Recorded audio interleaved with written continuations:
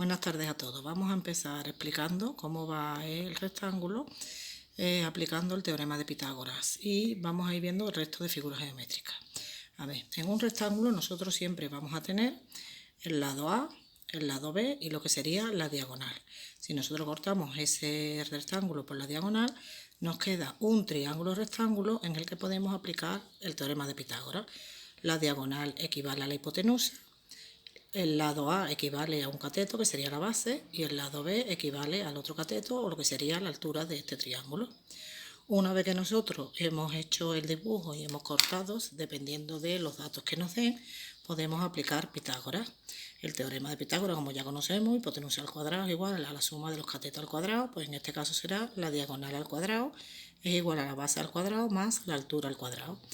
Dependiendo de los datos, una vez que los tengamos todos, hayamos despejado y los tengamos todos, pues ya podemos calcular el perímetro como la suma de los cuatro lados.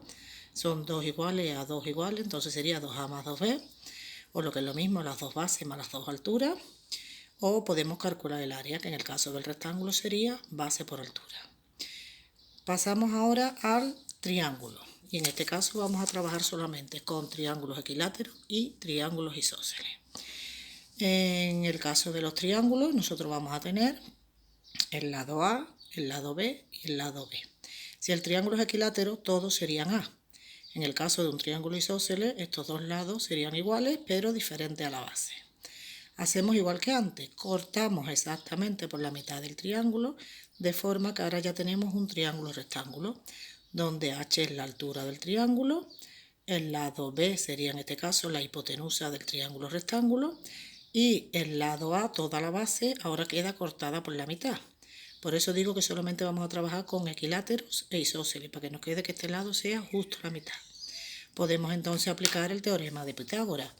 En el caso del teorema de Pitágoras, otra vez, aquí tendremos que el lado B en la hipotenusa al cuadrado es igual al lado H o altura al cuadrado, más la mitad de ese lado A, de esa base que hemos calculado anteriormente, también al cuadrado. Una vez que hacemos Pitágoras y despejamos los lados que nos falten, entonces podemos calcular el perímetro como la suma de los tres lados o el área como base por altura partido de 2. Vuelvo a recordar que en este caso la base es todo el lado A y la altura sería el lado que nosotros hemos calculado. Además de rectángulos y triángulos, pues trabajamos también con los rombos. A ver, en el caso de los rombos, ¿qué nos van a dar?